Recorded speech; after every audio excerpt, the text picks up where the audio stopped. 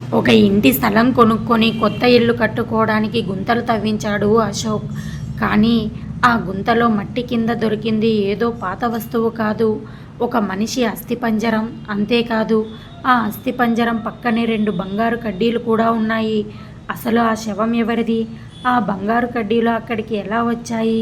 పోలీసుల దర్యాప్తులో బయటపడింది ఏంటి? ఇది దాదాపు 10 ఏళ్ల క్రితం జరిగిన ఒక హత్య కేసు. మరి పోలీసులు ఆ కేసుని ఎలా ఛేదించారో ఇప్పుడు ఈ వీడియోలో తెలుసుకుందాం. ఫ్రెండ్స్, మీలో ఎవరైనా మన ఛానల్ని ఫస్ట్ టైం విజిట్ చేస్తున్నట్లయితే కనుక ప్లీజ్ సబ్స్క్రైబ్ చేసుకోండి. అది 2005 ఆగస్టు 12, సమయం ఉదయం 11 గంటలు. అది కేరళలోని కొల్లం జిల్లాలో ఉన్న భరణికావ్ అనే ఒక అందమైన పల్లెటూరు. ప్రశాంతంగా ఉండే ఆ ఊరి నుండి పోలీస్ స్టేషన్కు అశోక్ అనే వ్యక్తి నుండి ఒక ఫోన్ కాల్ వచ్చింది. ఇక సమాచారం అందుకున్న పోలీసులు వెంటనే హుటాహుటిన ఆ ఇంటికి బయలుదేరారు. పోలీసులు హుటాహుటిన అశోక్ చెప్పిన స్థలం దగ్గరికి వెళ్ళారు. అక్కడ జనమంతా గుమిగూడి ఉన్నారు. అక్కడికి వెళ్ళి చూడగానే గుంతలో ఒక మానవ అస్థి పంజరం ఉంది. ఇంకా షాకింగ్కి గురి చేసే విషయం ఏంటంటే, ఆ అస్థి పంజరం లోపల ఎముకల మధ్యలో 2 బంగారు కడ్డీలు, విలువైన బంగారు కడ్డీలు ఉన్నాయి. ఇక పోలీసులు ఆ అస్థి పంజరాన్ని తదేకంగా పరిశీలించసాగారు. అయితే వాళ్ళ ఇన్వెస్టిగేషన్లో తెలిసిన విషయం ఏంటంటే, ఆ అస్థి పంజరం దాదాపు 10 సంవత్సరాల క్రితంది అని వాళ్లకు ఒక అవగాహన వచ్చింది. అయితే ఇక పోలీసులు వెంటనే ఆ అస్థిపంజరాన్ని ఫోరెన్సిక్ ల్యాబ్ వాళ్లకు పంపించారు. ఆ తర్వాత అక్కడ ఆ అస్థిపంజరం ఒక మగ మనిషిది అని తేలింది. ఇక పోలీసులు తమదైన శైలిలో కేసుని ఇన్వెస్టిగేషన్ చేయడం మొదలెట్టారు.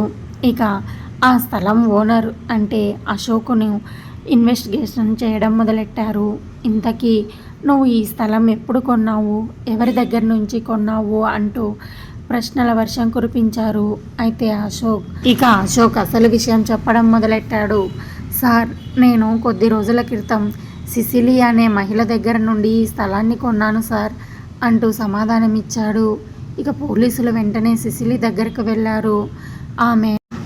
పోలీసులు సిసిలి గురించి విచారించారు. ఇక ఆమెకు 2 పిల్లలు ఉన్నారు. కానీ వారిద్దరి మధ్య ఏజ్ గ్యాప్ చాలా ఉంది అని పోలీసులు పసిగట్టారు. ఇప్పుడు సిసిలి తన 2వ భర్త అయిన ఎల్డోతో కలిసి ఉంటుంది. మొదటి భర్త కువైట్లో ఉండేవాడని, కానీ అతని గురించి ఇప్పుడు ఎవ్వరికీ ఎలాంటి సమాచారం తెలియదని, అందువల్ల పోలీసులు మొదటి భర్త గురించి తెలుసుకోవడానికి చాలా ప్రయత్నించారు. అందుకోసం సిసిలిని స్టేషన్కు పిలిపించారు. అమ్మా, మీ మొదటి భర్త పేరేంటి అని పోలీసులు అడిగారు. సార్, అతని పేరు యూసఫ్. అవునా, మరి అతనికి ఏమైంది? నువ్వు 2వ పెళ్ళి ఎందుకు చేసుకున్నావు అని అడగగా ఇక సిసిలి, సార్, అతను కువైట్లో ఉండేవాడు. ఒకరోజు కువైట్ నుండి మమ్మల్ని కలవడానికి వస్తున్నట్లు మాకు సమాచారం ఇచ్చాడు. కానీ ఆయన ఇంటికి రాలేదు. ఆయన ఇంటికి రాకపోవడంతో నేను ఎయిర్పోర్ట్కి వెళ్ళి వెతికాను. అప్పుడు ఆయన కువైట్ నుండి తిరువనంతపురంలో దిగాడని తెలిసింది. కానీ మా ఇంటికి రాలేదు. ఇక ఆయన కనిపించకపోవడంతో అప్పట్లో నేను శాస్తంకోట పోలీసులకు ఫిర్యాదు చేశాను. పోలీసులు అప్పట్లో ఎంక్వైరీ కూడా చేశారు. కానీ నా భర్త గురించి ఎలాంటి సమాచారం దొరకలేదు. సార్, ఇంతకీ ఇవన్నీ విషయాలు ఇప్పుడు ఎందుకు అడుగుతున్నారు? అసలు మా ఆయన గురించి ఇప్పుడు మీరెందుకు అడుగుతున్నారు సార్ అంటూ అమాయకంగా అడిగింది సిసిలి. కానీ పోలీసులు సమాధానం ఏమీ చెప్పకుండా, సరే అమ్మా, మీకు 2 పిల్లలు ఉన్నారు కదా, వాళ్ళ వయసులో ఎందుకు అంత గ్యాప్ వచ్చింది అంటూ ప్రశ్న వేశారు. అప్పుడు సిసిలి, సార్, మొదటి బిడ్డ మొదటి భర్తకు పుట్టింది, 2వ బిడ్డ 2వ భర్తకు పుట్టింది. అందుకే వారిద్దరి వయసులో చాలా వ్యత్యాసం ఉంది అంటూ సమాధానం చెప్పింది. మరి మీ 2వ భర్త ఏం చేస్తారు అని అడగ్గా, సార్, నా 2వ భర్త ఎల్డో ట్యాక్సీ డ్రైవర్ సార్, ఆయన ట్యాక్సీ నడుపుకుంటారు అంటూ సిసిలిన్ సమాధానం ఇచ్చింది. సరే అమ్మా, ఇప్పటికైతే నువ్వు వెళ్ళు. ముందుకు మాకు ఎలాంటి అనుమానం వచ్చినా మళ్ళీ స్టేషన్కు రావాల్సి ఉంటుంది, సరేనా అంటూ సిసిలీను అక్కడి నుండి పంపించేశారు పోలీసులు. ఇక అప్పట్లో అంటే 10 ఏళ్ల క్రితం సిసిలీ 1996లో తన భర్త యూసఫ్ కనిపించడం లేదని ఇచ్చిన కంప్లైంట్ను పోలీసులు మళ్ళీ బయటకు తీశారు. అయితే ఆ కేసు ఆధారంగా పోలీసులు అప్పట్లో చేసిన ఎంక్వైరీ వివరాలు ఆ ఫైల్లోనే ఉన్నాయి. అప్పుడు పోలీసులు వాటిని గమనించినప్పుడు పోలీసులకు ఒక విషయం అర్థమైంది. కువైట్ నుండి యూసఫ్ 1996 నవంబర్ 6వ తేదీన తిరువనంతపురానికి చేరుకున్నాడు. కానీ సిసిలీ నవంబర్ 9వ తేదీన ఫిర్యాదు చేసింది. అంటే భర్త కనిపించడం లేదు అని తెలిసిన తర్వాత 3 రోజుల వ్యత్యాసంలో ఫిర్యాదు చేయడం ఎందుకు ఆలస్యమయ్యింది అని పోలీసులకు అనుమానం కలిగింది. అప్పుడే సిసిలీని మళ్ళీ స్టేషన్కు పిలిపించారు పోలీసులు. ఇక సిసిలీ, సార్, యూసఫ్ గల్ఫ్ నుండి వచ్చినప్పుడు ముందుగా స్నేహితులను కలవడానికి వెళ్తుంటాడు. ఆ తర్వాతే మా ఇంటికి వస్తాడు. మొదట స్నేహితులకు ఇవ్వాల్సిన సామాన్లు ఇస్తాడని చెప్పింది. అలా నవంబర్ 6వ తేదీన తన స్నేహితుల ఇంటికి వెళ్ళి ఉంటాడని, ఇక 7వ తేదీ తప్పకుండా మా ఇంటికి వస్తాడని ఎదురు చూసాము. కానీ అప్పుడు కూడా అంటే నవంబర్ 7వ తేదీ కూడా తాను మా ఇంటికి రాలేదు. అప్పుడే ఇక ఎయిర్పోర్ట్లోకి వెళ్ళి విచారించాను. ఆయన నవంబర్ 6నే వచ్చారని అక్కడ తెలిసింది. సరేలే, ఎప్పటిలాగానే ముందుగా తన స్నేహితుల దగ్గరకు వెళ్ళి ఉంటాడని అనుకున్నాను. అందుకే రేపో మాపో వస్తాడులే అంటూ ఎదురు చూశాను. కానీ ఆయన ఎంతకీ రాలేదు. చివరకు 8వ తేదీన కూడా కువైట్లో ఉన్న యూసఫ్ స్నేహితులకు కూడా ఫోన్ చేశాను. వాళ్ళలో ఎవరికైనా అతనికి సామాన్లు ఇచ్చి పంపారా, లేక వారిలో ఎవరి ఇంటికైనా వెళ్ళాడా అని ఆరా తీశాను. కానీ అక్కడున్న స్నేహితులు కూడా ఫోన్ చేసి అడిగినా వారిలో ఎవ్వరూ కూడా మేము ఎవ్వరము ఏ సామాను ఇచ్చి పంపలేదనే సమాధానం ఇచ్చారు. అందుకే సార్ 8వ తేదీ అంతా వెయిట్ చేసి ఇక యూసఫ్కు ఏమైందో ఏమో అన్న కంగారుతో మరుసటి రోజు అంటే నవంబర్ 9వ తేదీన శాస్తం కోటం పోలీసులకి ఫిర్యాదు చేశాను సార్ అంటూ చెప్పింది. ఇక ఇదంతా కూడా ఫైల్లో వివరంగానే ఉంది. 1996 నవంబర్ నెలలో ఊరికి వచ్చిన యూసఫ్ ఆ తర్వాత ఎక్కడికి వెళ్ళాడు, ఏమయ్యాడు అనేది మాత్రం ఎవ్వరికీ తెలియదు.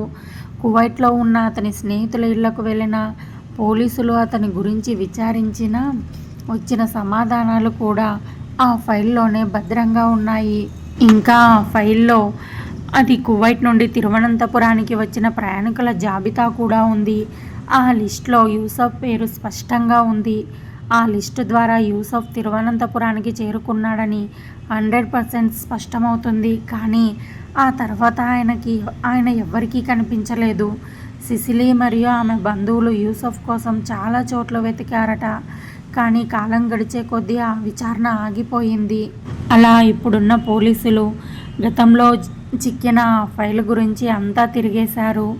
ఇక ఇప్పుడు పోలీసుల దగ్గర ఒక్క మృతదేహం మాత్రమే ఉంది. ఒకవేళ అది యూసఫ్దేనా అనే అనుమానం కూడా కలిగింది. అందుకే వాళ్ళు ఇప్పుడు ఆ దిశగా ఆలోచించడం మొదలెట్టారు. యూసఫ్ మృతదేహంలో దొరికిన ఆ 2 బంగారు కడ్డీలు ఈ కేసులో చాలా ముఖ్యమైన విషయంగా దర్యాప్తు చేపట్టారు పోలీసులు. ఇక పోలీసులు ఆ అస్థిపంజరానికి DNA టెస్టులు చేయించారు. కొద్ది రోజుల తర్వాత DNA రిపోర్ట్లు కూడా వచ్చాయి. ఇక పక్కా అది యూసఫ్ మృతదేహమే అని పోలీసులు నిర్ధారించుకున్నారు. ఇక వెంటనే పోలీసులు రంగంలోకి దిగారు. అయితే సిసిలీ 1996 నవంబర్ 6వ తేదీన కంప్లైంట్ ఇచ్చింది. తన భర్త కనిపించట్లేదు అని కంప్లైంట్ ఇచ్చింది. అయితే అది 1996లో కంప్లైంట్ వచ్చింది కదా. ఈ మృతదేహానికి కూడా సుమారు 10 ఏళ్ల వయసు ఉంది. అంటే ఇప్పుడు 2005వ సంవత్సరానికి 10 ఏళ్ళు వెనక్కి వెళ్తే అప్పుడు సిసిలీ అంటే ఆ మృతదేహం ఉన్న స్థలంలో సిసిలీ నివాసం ఉంది కదా అని పోలీసులు గమనించారు. అయితే ఈ మృతదేహం సిసిలీకి తెలియకుండా తన ఇంటి ప్రాంగణంలో పాతిపెట్టే అవకాశమే లేదు.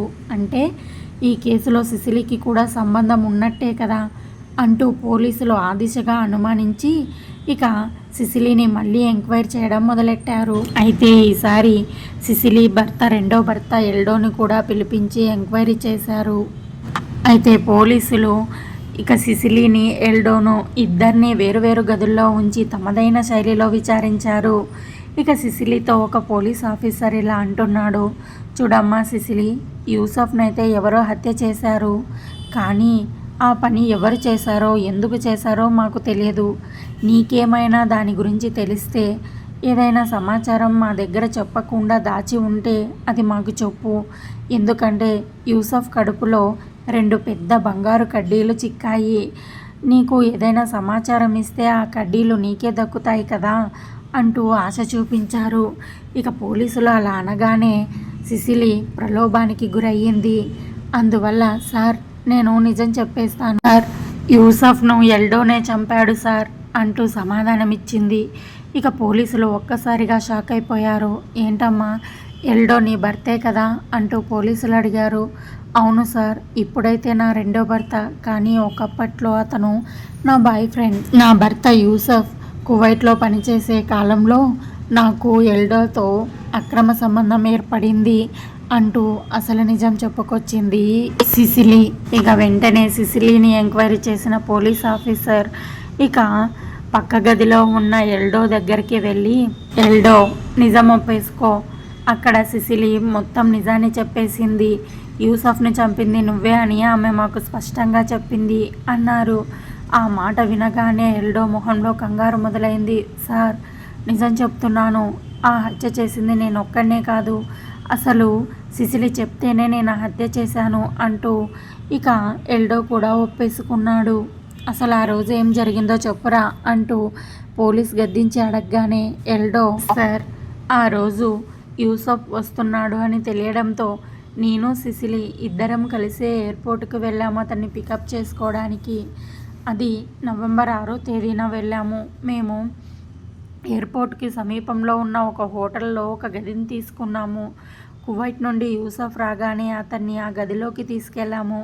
మేమిద్దరము కలిసి ప్లాన్ ప్రకారమే అతనికి బాగా మద్యం తాగించాము. ఆ తరువాత అతన్ని ఊపిరాడనివ్వకుండా చంపేశాము. తర్వాత ఆ మృతదేహాన్ని కారులోనే ఎక్కించుకొని సరిగ్గా అర్ధరాత్రి సమయంలో ఇక సిసిలీ వాళ్ళ ఇంటికి చేరుకున్నాము. మేము ముందుగా ప్లాన్ చేసుకున్నట్టుగానే సిసిలీ ఇంటి ముందు ఆవరణంలో ఒక గొయ్యిని తీసి ఉంచాము. అప్పుడే అర్ధరాత్రి సమయంలో ఇక యూసఫ్ మృతదేహాన్ని ఆ గొయ్యిలో పాతిపెట్టాము. ఆ మరుసటి రోజు ఇక ఇంట్లో పెంచుకున్న ఒక కుక్క పిల్లకు విషం ఇచ్చి చంపేశాము. ఆ తర్వాత అందరూ చూస్తుండగానే ఆ కుక్కను ఇంటి ఆవరణంలోనే పాతిపెట్టాము. ఎందుకంటే ఇక యూసఫ్ శవం నుండి వచ్చిన కుళ్ళిపోయిన వాసనను ఈ కుక్క శవమే వస్తుంది అని అందరూ అనుకోవాలని అలా చేశాము అంటూ ఎల్డో చెప్పసాగాడు. సరే, ఇంతకీ యూసఫ్ను ఎందుకు చంపారా మీరు అంటూ పోలీస్ గద్దించి అడిగాడు. అప్పుడు ఎల్డో, సార్, యూసఫ్ తన భార్య సిసిలీకి కాల్ చేసి నేను నీకు చాలా అమూల్యమైన ఒక బహుమతిని తీసుకొస్తున్నా అంటూ కాల్ చేసి చెప్పాడట. మేమిద్దరం అనుకున్నాము యూసఫ్ చాలా పెద్ద ఎత్తున బంగారం తీసుకొస్తున్నాడని అనుకున్నాము. ఆ బంగారు కోసమే అతన్ని హత్య చేశాము. కానీ మేము ఎతికినప్పుడు అతని దగ్గర బంగారం ఏమీ చిక్కలేదు, కాస్తంత డబ్బు మాత్రమే చిక్కింది సార్ అంటూ ఎల్డో సమాధానమిచ్చాడు. ఇక వెంటనే ఆ పోలీస్ ఆఫీసర్ సిసిలీ దగ్గరికి వెళ్ళి, ఎందుకమ్మా బంగారం కోసం కట్టుకున్న భర్తనే చంపావా? ఎందుకు? ఆ భర్త తెచ్చే బంగారం నీకే కదమ్మా వస్తుంది, ఎందుకు అలా చేశావు అంటూ పోలీసు నిలదీసి అడగగా సిసిలీ, సార్, నా భర్త యూసఫ్ కువైట్కి వెళ్ళిపోయాక నాకు ఎల్డోతో పరిచయం ఏర్పడింది. ఆ పరిచయం కాస్త అక్రమ సంబంధానికి దారితీసింది. ఇక మా బంధం ఎలా అయిపోయిందంటే నేను ఎల్డోతో దూరంగా ఉండలేకపోయేదాన్ని. కానీ నా భర్త యూసఫ్ వచ్చిన తర్వాత మా ఇద్దరికి కలవడానికి కూడా కుదిరేది కాదు. అందుకే మేమిద్దరం కలిసి అనుకున్నాము ఎలాగైనా యూసఫ్ను అడ్డు తొలగించుకోవాలి అనుకున్నాము. అందుకే ఇదంతా చేశాము అంటూ నిజం ఒప్పేసుకుంది సిసిలీ. ఇక యూసఫ్ అడ్డు తొలగగానే ఇక కొద్ది రోజులు వెయిట్ చేసి ఎల్డోని రెండో వివాహం చేసుకున్నాను అంటూ చల్లగా చెప్పసాగింది సిసిలీ. ఆ తరువాత పోలీసులు తమ దగ్గర ఉన్న ఆధారాలతో ఇంకా ఇంకా యూసఫ్ కువైట్ నుండి తిరువనంతపురానికి వచ్చినట్టు చూపించే మెయిన్ ఆధారమైన పాస్పోర్ట్ను కూడా కోర్టుకు సమర్పించారు పోలీసులు. ఆ తరువాత ఇద్దరికి, ఎల్డోకి ఇంకా సిసిలీకి ఇద్దరికీ అప్పట్లో ఆ కోర్టు 10 ఏళ్ళు జైలు శిక్షను విధించింది. చేసిన తప్పును ఎంత లోతుగా పాతిపెట్టి దాచాలని ప్రయత్నించినా ఏదో ఒకరోజు అది ఖచ్చితంగా బయటకు వస్తుంది. దానికి నిదర్శనమే ఈ యూసఫ్ కేసు. ఫ్రెండ్స్, ఈ క్రైమ్ స్టోరీ మీకు ఎలా అనిపించిందో కింద కామెంట్ సెక్షన్లో తెలియజేయండి. అలాగే మీకు కనుక ఈ వీడియో నచ్చినట్లయితే ప్లీజ్ ఒక చిన్న లైక్ ఇవ్వండి. Thank you for watching. Bye.